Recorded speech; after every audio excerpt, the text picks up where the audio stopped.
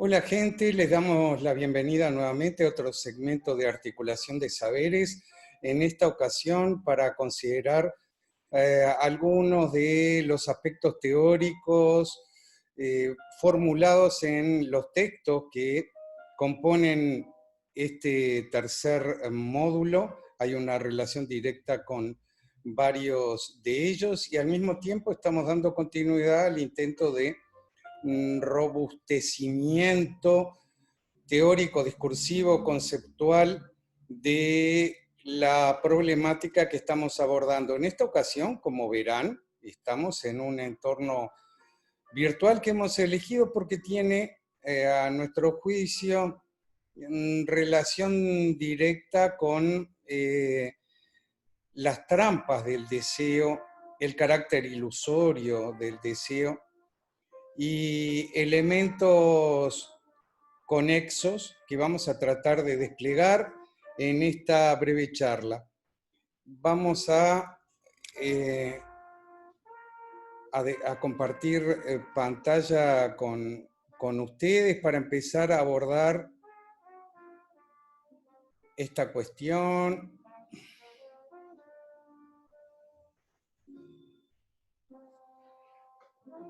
A ver, vamos a observar un poco la genealogía del concepto deseo, que es un concepto que de larguísima data en la historia del mundo y en particular de Occidente. De Occidente porque podemos hablar con mayor propiedad. Bueno, su etimología nos remite al latín. Muchas palabras que usamos habitualmente están vinculadas con voces latinas que dieron origen a toda una constelación discursiva asociado con los procesos deseantes. Por ejemplo, desidero, que proviene, como dice aquí, del sustantivo sidus, estrella, y cuyo plural es sidera. Bien, los romanos que heredaron el panteón griego hablaban de desiderar o de desiderare, como cerrar los ojos y anhelar algo. En su etimología, tanto eso como considerar tenía que ver de algún modo con la contemplación de las estrellas y las constelaciones para adivinar el futuro. O sea, siempre había en su cosmovisión una configuración cósmica que determinaba el destino de los seres en este mundo. Pero hay otras palabras importantes como decidium, que tiene que ver con la atracción física, con la claudicación frente a los impulsos carnales, por utilizar una nomenclatura antigua. Y no vamos a ahondar en esto porque uno incurre en la tentación de, por ejemplo, de explicitar más lo que plantearon diversos presocráticos y su relación del deseo, su articulación tanto con Fisis, con el mundo material, como con el mundo psique o el mundo del alma o el mundo del pensamiento. Otro dato interesante es que Platón, en uno de sus diálogos, ¿no? El banquete, que también se llama Simposium o el Simposio, que es un texto, a mi juicio, uno de los más disfrutables, donde, bueno, básicamente es una larga disquisición sobre Eros, sobre el amor, sobre el deseo, sobre la atracción, y también una postura ética frente a esto que tiene que ver con la incompatibilidad de la búsqueda de la verdad con la rendición frente a el deseo. Vale decir de que para, tal como debían hacer los filósofos, para procurar alcanzar una verdad con mayúscula, trascendente, tenían que desarrollar una ética más ascética, donde hubiese un distanciamiento de toda esa compulsión o atracción por los cuerpos bellos que podían distraer el esfuerzo del filósofo.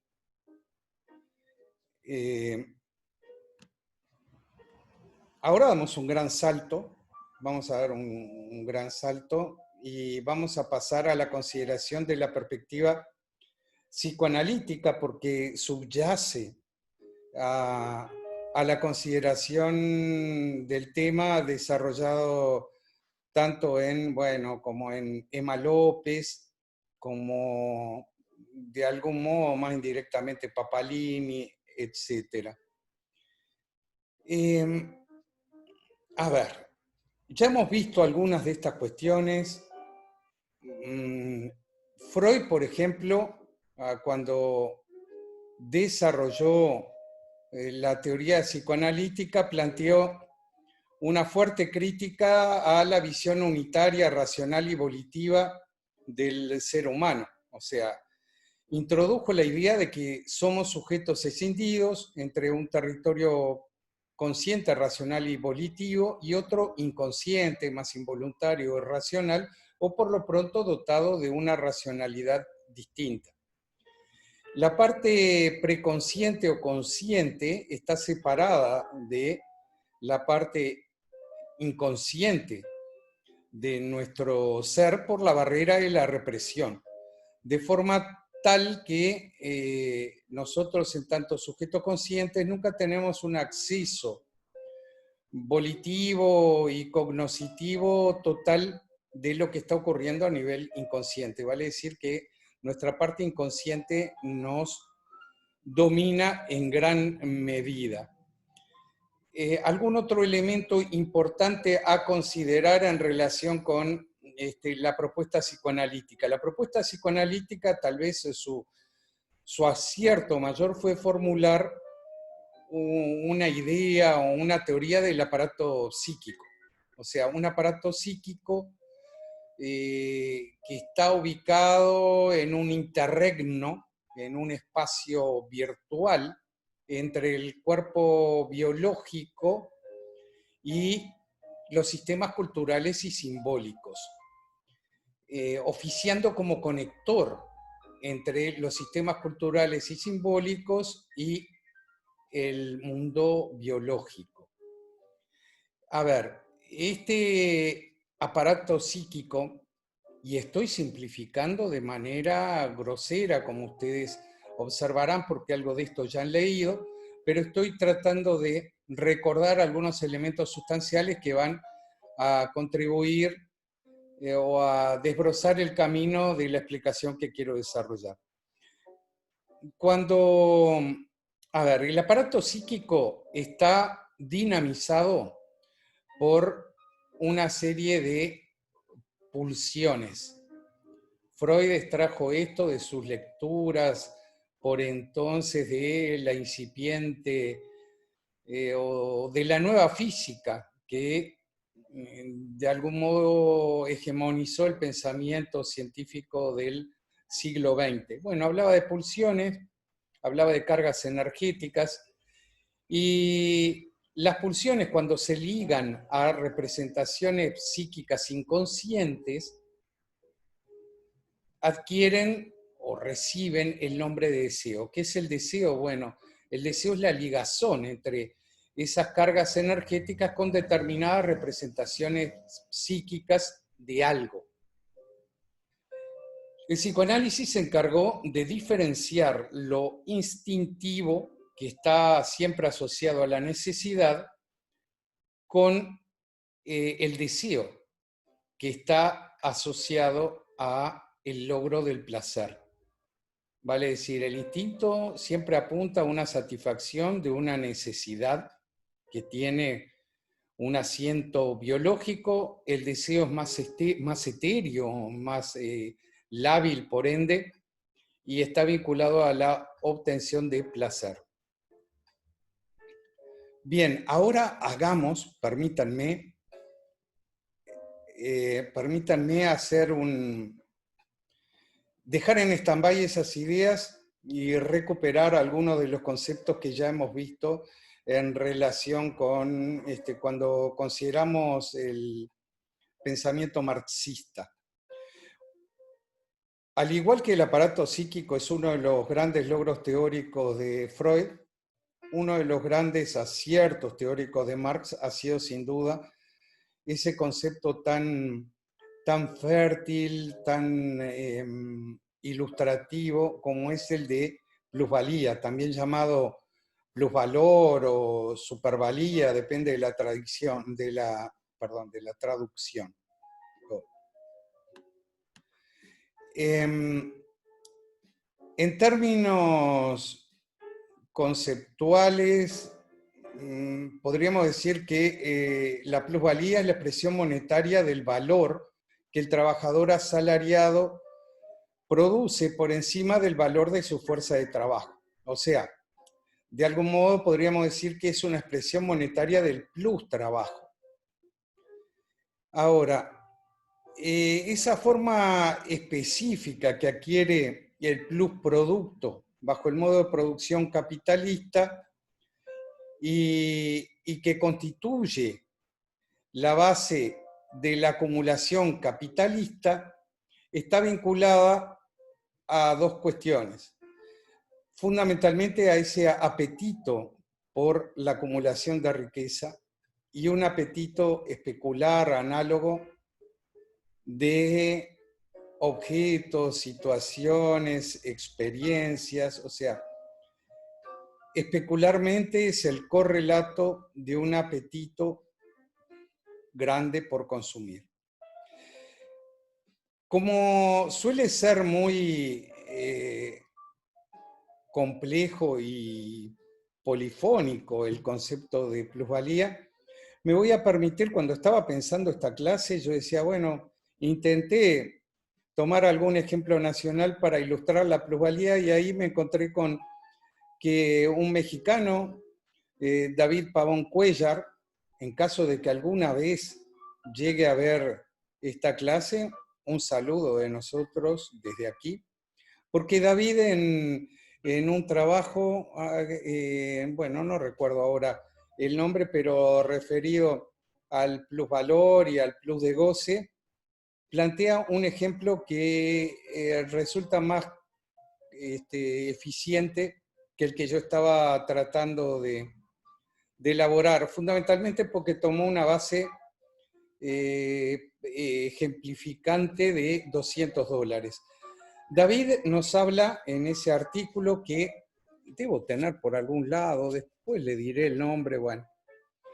David habla de un caso concreto de una trabajadora mexicana que trabaja para una fábrica de autopartes que abastece empresas tales como Ford, Chevrolet, entre otras, y que tiene estimado una producción diaria, o sea, su trabajo regularmente, todos los días, produce unos $200.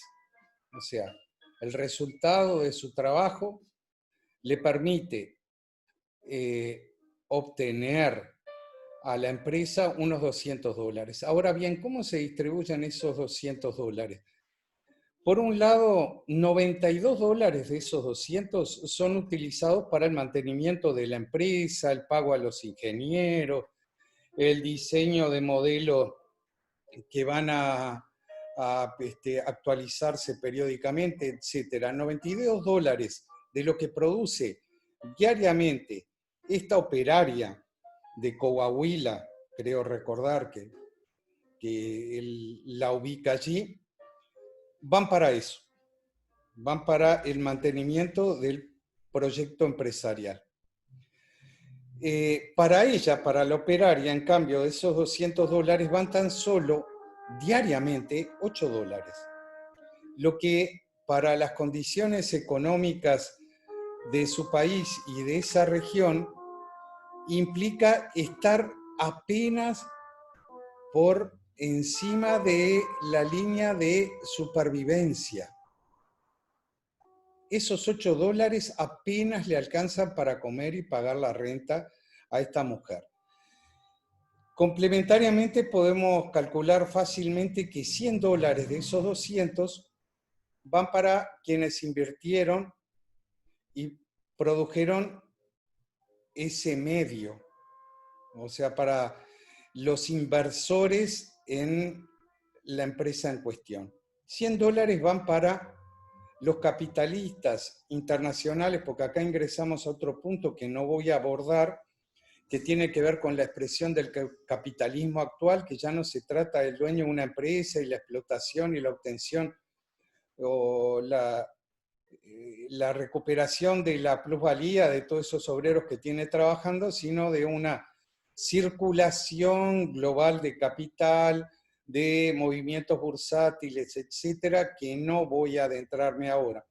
Quedémonos con la idea de que esa operaria que tiene nombre y apellido de una región de México produce diariamente $100 de ganancia para los capitalistas y ella recibe tan solo $8. Bueno, básicamente eso que tiene que ver con el valor de uso, o sea, lo que uno produce, para qué puede servir, y el valor de cambio, que tiene que ver más con cuestiones de mercado y cuestiones subjetivas, el valor que puede adquirir en el mercado un determinado producto. Eso para ejemplificar la plusvalía, porque en uno de los autores que estamos considerando, ¿no?, en el texto de Emma López, que también mandamos un saludo desde acá, plantea una relación muy interesante, por eso la hemos recuperado. En realidad, lo interesante es cómo él, digamos, se las ingenia para recuperar un concepto que ya estaba relacionado por Jacques Lacan entre plus de goce o plus de gozar y el concepto marxista de plusvalía.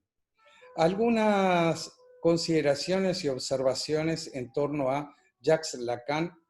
Yo permanentemente me veo tentado a digresiones, pero trato de controlar esa compulsión a irme por las ramas y tratar de hacerlo lo más sintético posible a este segmento, a esta conversación que estamos tratando de desarrollar. Jacques Lacan es como de los psicoanalistas y de los autores psicoanalíticos del siglo XX, tal vez el más polémico y el que fue más lejos, a pesar de plantear siempre un retorno al maestro, un retorno al texto originario de Freud. Sin embargo, se encargó de agregar, de aportar o de arrimar mucha agua de su propio molino. De Lacan vamos a considerar una idea que no está en el texto de Emma López, pero que subyace al mismo, que es su planteo, un aforismo célebre de Lacan, que el deseo es deseo del deseo del otro. El deseo es siempre deseo del deseo del otro. ¿Qué quiere decir con esto?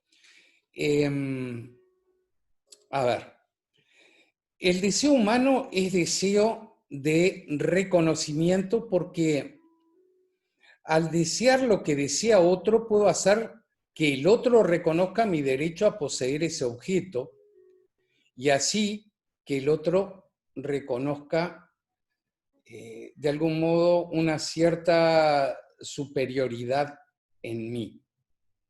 Por otra parte, también el deseo no es de algo que ya poseo. Si ya lo poseo, no lo deseo. Siempre está la cuestión de desear algo que no se tiene, el deseo de alguna otra cosa. Y otra de las ideas lacanianas importantes es el carácter metonímico, porque él decía de que, bueno, el inconsciente funcionaba regido por leyes propias del lenguaje, y planteaba fundamentalmente el carácter metonímico del deseo. Cuando hablamos de metonimia, hablamos de fundamentalmente el tomar la parte por el todo. La parte, por ejemplo, una metonimia es, oh, se acercan 3 velas, capitán. Decir 3 velas por 3 barcos, eso es metonimia. El deseo siempre es metonímico porque toma una parte por el todo. Ahora vamos a desarrollar eso. El deseo también podemos decir desde Lacan que surge en el campo del otro, es decir, en el campo de la emergencia de lo inconsciente. Cuando hablamos del otro, hablamos de un otro general, no de un otro concreto, sino de un otro con mayúscula. Esto equivale a decir también de que el deseo es básicamente un producto social que se constituye en una relación dialéctica con los deseos percibidos de otros sujetos. ¿Qué quiere decir esto? Quiere decir de que yo valoro y deseo algo porque es valorado y deseado por otros, que lo invisten de un carácter particular y que me otorgan, en caso de su posición, en caso de posesión imaginaria del mismo, una cierta autoridad, una cierta relevancia, una cierta distinción. Bien. Ay. ¿Qué tiene que ver esto con el plus de goce? Ahí hay algo que el texto de Emma López dice de manera explícita que en el deseo siempre anida una pérdida y una ganancia, es decir, un plus. La pérdida viene de la constatación, permítame leerlo textualmente. La pérdida viene de la constatación de la imposibilidad de recuperar esa satisfacción primordial perdida, un goce completo y total.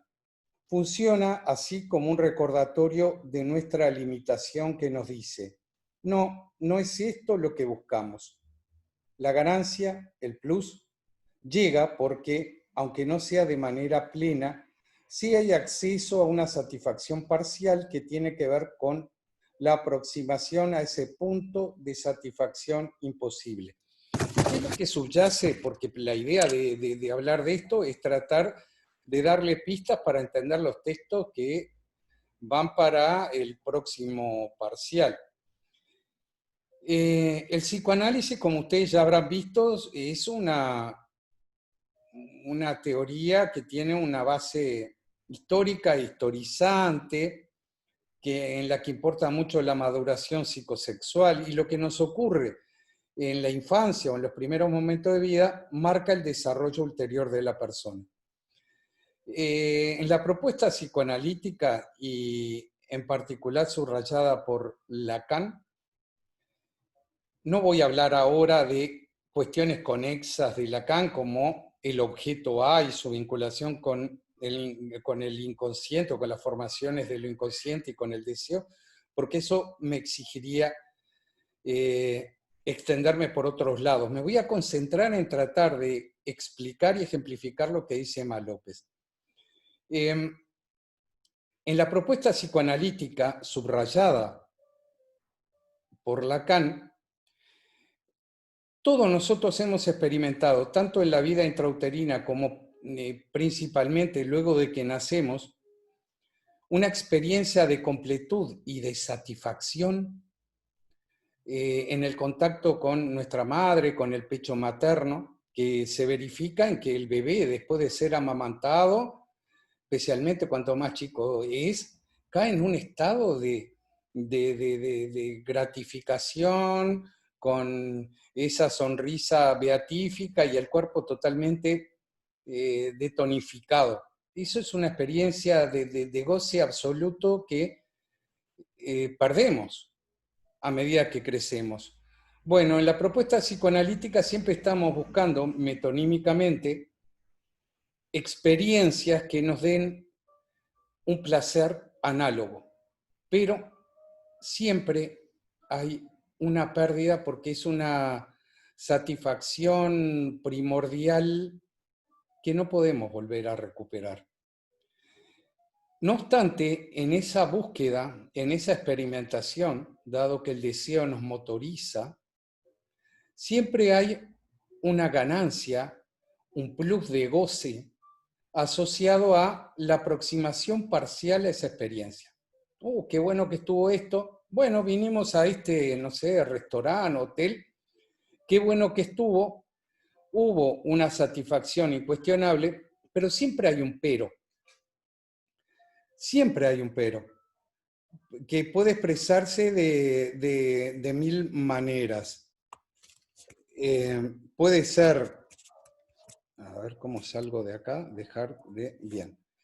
Puede tener que ver con que, bueno, la próxima vez que vengamos a cenar aquí, vamos a venir con, no sé, fulano, sultano, sultana, con nuestro hijo, con nuestra madre, con quien sea, o bien reproducir,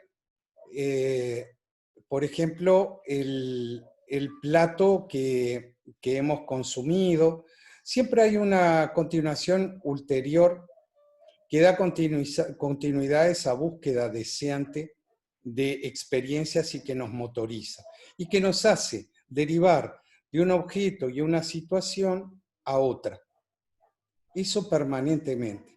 De este modo, Lacan asociaba